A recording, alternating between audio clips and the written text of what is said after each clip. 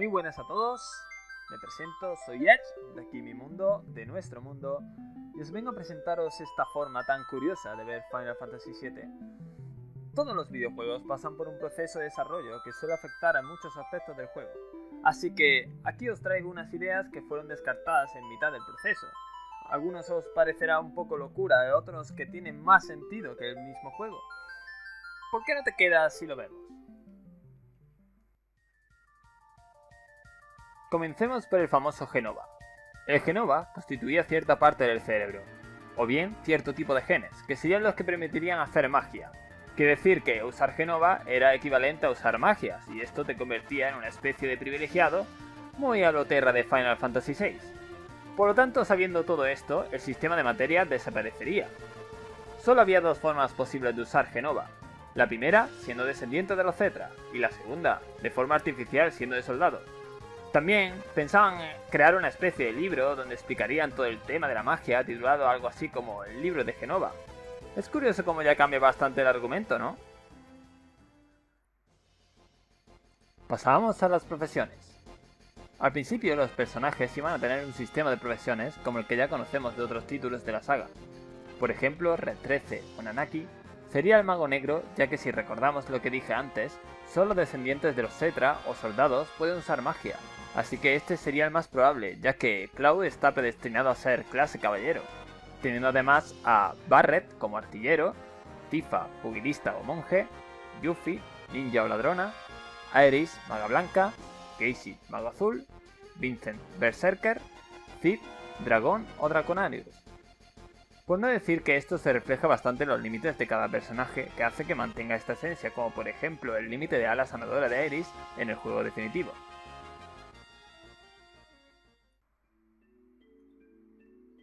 Y bien, ahora pasamos a la historia. Aunque gracias a su ambientación podemos adivinar que el mundo de Final Fantasy VII, concretamente Midgar, es un lugar triste e injusto, en cierto modo, anteriormente se pretendía enfatizar esto con una serie de detalles cuanto menos espeluznantes. De esta forma íbamos a conocer cómo Shinra consiguió hacerse con el dominio mundial, descubriendo que la compañía proveyó de armas a ambos bandos de una guerra entre el país que pertenecía a Shinra, que nunca se le dio ningún tipo de nombre, y otra nación, lo que en el juego seguramente sería al final la guerra de Gutai. Las circunstancias y consecuencias de este conflicto iban a tener más peso en el trasfondo de la historia de lo que tuvo al final. También conoceríamos supervivientes que habrían escapado de las escuelas de soldado, terroríficas escuelas del horror en el que el duro adiestramiento militar estaría mezclado con experimentos con Mako que provocarían a la vista pública una alta tasa de suicidios y muertes accidentales, cuando lo que realmente pasaría es que bien los candidatos morían a puñados o bien quedaban mentalmente tocados. En el juego final conocimos las terribles consecuencias de sufrir una sobreexposición al Mako, pero antes tenía una consecuencia más, que finalmente fue desechada. Iba a ser terriblemente adictivo, sí señores, iba a ser una droga, la nueva droga, el Mako, ¿cómo lo veis? Provocando un síndrome de abstinencia especialmente agónico. Esto tendría protagonismo en la historia, ya que Sephiroth iba a sufrir esta adicción, aunque debido a su naturaleza especial la iba a vivir de otra forma. Su personalidad iba a ser parecida a la de Kefka, se mostraría sanguinario y cruel a cada momento. ¿Os imagináis la risa de Sephiroth a lo Kefka? Pero su síndrome de abstinencia incrementaría esta locura todavía más, haciéndolo más perturbado. Su peligrosidad radicaba en que, a diferencia de ser un humano normal, Sephiroth podría mantener calmado durante este trance, haciendo imposible adivinar su estado y enfatizando su sangre fría a la hora de cometer actos crueles. Vamos con los personajes. Empezamos con Cloud. Si te digo que Cloud es chulo y desagradable, no pega mucho, ¿no? ¿Y si te digo que Zack ni siquiera existiría? Y que Cloud pintaría algo así en nuestros tiempos. Tampoco existía el concepto actual de Genova y por tanto tampoco el concepto de unión. De esta manera, la razón de esta personalidad radicaría en un experimento, en el que se iba a tratar de conseguir un ser con las habilidades especiales de Sephiroth, pero en cuerpos adultos. Uno de los efectos secundarios de este proceso sería que en las mentes débiles, el espíritu de Sephiroth prevalecería sobre la personalidad original de la persona, creando así una especie de clon de Sephiroth. Cuanto menos curioso, ¿eh? que podía ser controlado fácilmente por el original. De esta forma, Cloud no estaría imitando a Zack, sino a Sephiroth, exhibiendo de esta manera un peor carácter.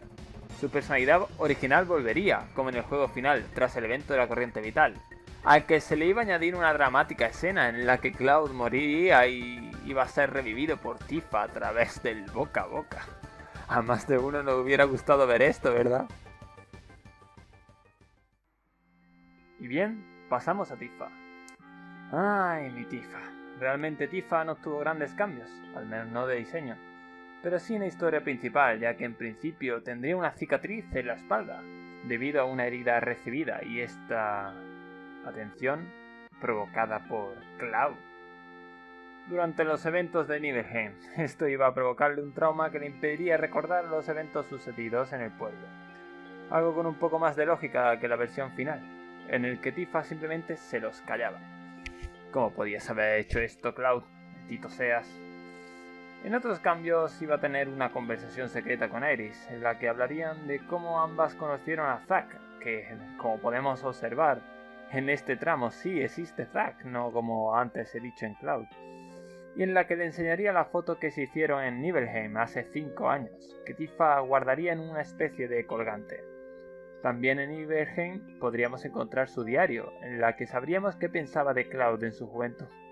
Aunque después de saber lo de la cicatriz, no sé yo si serían palabras bonitas. Y bien, vamos con Aerith. Aerith tampoco tuvo cambios apreciables en su personalidad inicial, pero sí de trasfondo. Su madre no adoptiva, Ifalna, iba a ser usada para crear ancianos artificiales, siendo Sephiroth el único conseguido. Esto puede tener que ver con la posibilidad de hacer hermanos a Aerith y a Sephiroth, que los creadores barajaron en las primeras versiones de la historia. Y sé que muchos ahora mismo viene a la cabeza esta imagen. En otra vertiente, hasta la creación de Zack, Aerith iba a tener un amor platónico jamás correspondido, encarnado en un hombre misterioso que le compraba flores cada vez que la veía, sin que ella llegara a saber nunca de quién se trataba. Pues bien, este hombre se trataba de Sephiroth, algo que averiguaría Cloud a través de pistas. Estuviera acabado en algo un poco incestuoso. Y vamos con nuestro perro favorito. Sí, hablo de Red 13, o nuestro querido Nanaki, para ser más cariñosos. Iba a ser un soldado. Su capacidad de entender el lenguaje humano vendría de los experimentos con Mako, a los que habría sido sometido. Además, podría usar magia a causa de ello. Iba a tener 2 clones igual que él, pero en color azul, aunque podían cambiar el color de su pelaje. Se llamaban Cobalt 14 e Índigo 15, creados por Ojo, o Hoyo. Tendríamos que pelear contra ellos varias veces. En una de ellas, la batalla consistiría en identificar al verdadero Red 13 entre los 3, con diversas consecuencias en el ensayo y error. Keishi. Desde su origen, se supo que Keishi iba a estar controlado por Rip, y que iba a ser un espía de Shinra dentro del grupo. Sin embargo, siguió teniendo sus pequeñas diferencias, la más destacada, el hecho de que Rip iba a ser un Inspire, o inspirador, un concepto finalmente desechado, que consistía en seres humanos capaces de dotar la vida y controlar objetos inanimados. Esto le permitiría manejar mentalmente a Keishi, lo que habría dado explicación a una de las cuestiones más discutidas por los fans, y otras máquinas, como en una escena eliminada en la que iba a ser capaz de apagar de golpe todos los reactores de Mako. Inicialmente, su arma no iba a ser un megáfono, sino un látigo o cartas de juego a modo de arma arrojadiza. Dejando atrás a este Keishi complejo de Rydia o Setzer, vamos con Yuffie. Yuffie fue sin duda el personaje con más cambios en todos sus sentidos. Para empezar, iba a ser mayor. Quiero decir, más mayor, 25 años exactamente. Como no existía el concepto de materia, Yuffie iba a ser una cazarrecompensas obsesionada con el dinero, con una finalidad parecida a la definitiva, conseguir dinero para ayudar a pagar los fuertes impuestos aduaneros que imponía Shinra. Su sistema de reclutamiento iba a ser especialmente curioso. A lo largo de la aventura, encontraríamos unos pósters de Se Busca, reclamando a Yuffie. En cada cartel aparecería con un aspecto y edad diferentes. A la hora de encontrárnosla, bien en batalla, o mientras intenta robarnos en una posada mientras el personaje duerme, Su nivel y apariencia dependerían del último cartel que hubiéramos visto. Quizá esta idea fue desechada por incapacidad técnica o falta de tiempo, siendo esta la posible razón de por qué no la encontramos en mitad de un bosque y ésta se haya quedado reflejada en los panfletos del Paraíso de la Tortuga. La historia de Yuffie en Wutai iba a ser más importante y con más personajes, contando con una gran sacerdotisa llamada Izayoi, una jovencita mimada llamada Sasame, princesa de Wutai, y una silvilina empleada de Shinra llamada Sera. Todas estas protagonizarían una trama sobre una conspiración para destruir la ciudad y construir un reactor sobre las ruinas. Pasamos a Cid, aunque realmente hay poco que decir, ya que es el que sufrió menos cambios en la trayectoria. Solo se desechó su fobia al número 8, número que, si recordamos, era el número del tanque del oxígeno por el que tuvo que abortar el lanzamiento del cohete para salvar a Shera. También se cambió ligeramente la parte en la que el cohete despegaba hacia el meteorito. Todo iba a transcurrir igual, excepto que no existía la materia enorme y no estaría el grupo. La escena estaría protagonizada solamente por Cid y Shera. Seguimos con nuestro rudo amigo Barret. Barret iba a ser el padre verdadero de la pequeña Marlene. Recordemos que no es hija suya, sino es hija de Dain, este chico. Y la historia de su pasado iba a ser ligeramente distinta. Historia en la que el papel de Shinra como compañía despiadada quedaba mucho más patente. Shinra había comprado las minas y el pueblo de Corel para poner a trabajar a sus habitantes en la construcción del primer reactor de Mako. Tras finalizarse, la compañía habría destruido el pueblo y matado a todo el mundo con el fin de proteger el secreto de otras compañías rivales, en vez de hacerlo a causa de una supuesta rebelión como quedó en la versión final. Por otra parte, como pequeña curiosidad, el personaje de Dain iba a tener otros nombres como Vix o Duel. Y finalmente acabamos con Vincent. Vincent fue el personaje cuya personalidad dio el cambio más brusco imaginable. Su trasfondo y carácter definitivos no quedaron especificados hasta las fases finales del juego. Antes de ello, comentar muchas ideas que tuvieron para Vincent hacía que el apellido Valentine le quedara que ni pintado. Iba a tener tendencias donjuanescas, muy a lo Edgar de Final Fantasy VI o posteriormente Irvine de Final Fantasy VIII, colmando de piropos a las féminas del grupo con actitud elegante, siendo un personaje más simpático. Antes de ser un turco, su profesión iba a ser de detective privado especializado en lo paranormal, tipo agente Mulder de Expediente X. Sus servicios serían contratados por una empresa rival de Shinra, para que se infiltrara en el equipo de Ojo y averiguara el contenido de sus experimentos, un trabajo que había causado la renuncia de otros detectives por los terribles rumores que arrastraban. Vincent, atraído por el morbo, se haría pasar por periodista y entraría en los laboratorios de Ojo con la excusa de hacer un reportaje sobre su trabajo. Allí conocería a Lucrezia, la única mujer del grupo. Esta se mostraría a favor de Vincent en una discusión ética que tendría con Ojo y que le revelaría como espía. Tras ello, el profesor drogaría a Lucrezia y experimentaría con ella contra su voluntad, a diferencia del juego final en la que se sometía voluntariamente. Vincent caería víctima de Ojo cuando éste tratara de rescatarla. Como consecuencia, sería inducido al sueño y modificado para que, al enfadarse, se transformara en monstruos clásicos del terror, constituyendo su ataque del límite. Vincent no sería consciente de estas transformaciones y, como nota curiosa, si seguía transformando al acabar la batalla, aparecería en el campo con esa forma, incluyendo en ciertas conversaciones en escenas. Creo que hubiera quedado un poco raro ver a Vincent hablando tan normal con la gente del equipo transformado en un demonio, pero puede pasar. Acabando con los personajes, aún quedan dos temas más que tratar. La primera son los Cetra y los Traumaturgos. Los ancianos y los humanos convivían juntos. Estos últimos se relacionaban con ellos a través del comercio o bien eran sus esclavos. Se dice que la convivencia con los Cetra permitió a algunos humanos aprender a usar magia, y que en la actualidad aquellos que saben usar magia de forma natural pueden ser descendientes de estos humanos. Esta clase de personas se le llama taumaturgos. Cuando no existía Jenova en el argumento, la causa de su merma y desaparición fue que vivían en una gran ciudad, aniquilada por una sola noche por la magia desintegración.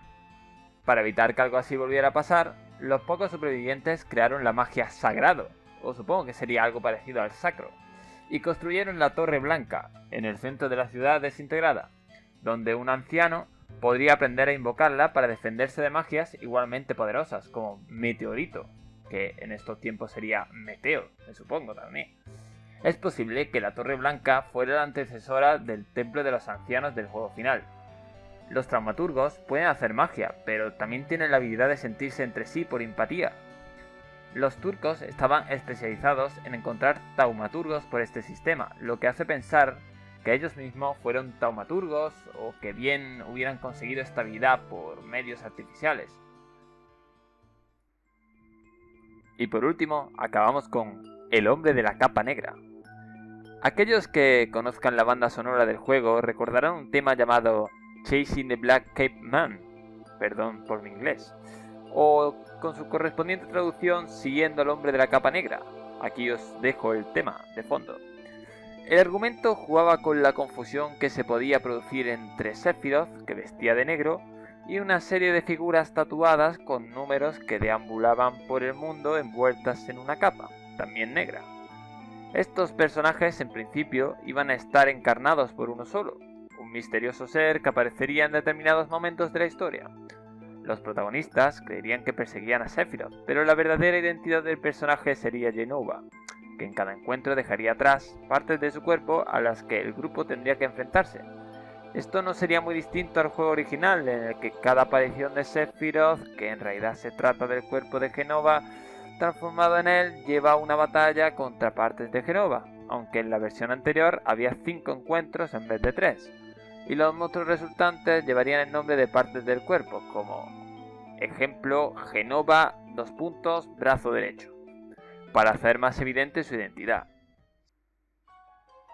Y con esto concluye el vídeo. ¿Qué te ha parecido? ¿Te hubiera gustado que se implementara algo de esto en Final Fantasy VII original? Déjalo en la caja de comentarios y dale a me gusta si te ha parecido interesante. Hasta otro vídeo, Guerreros de la Luz.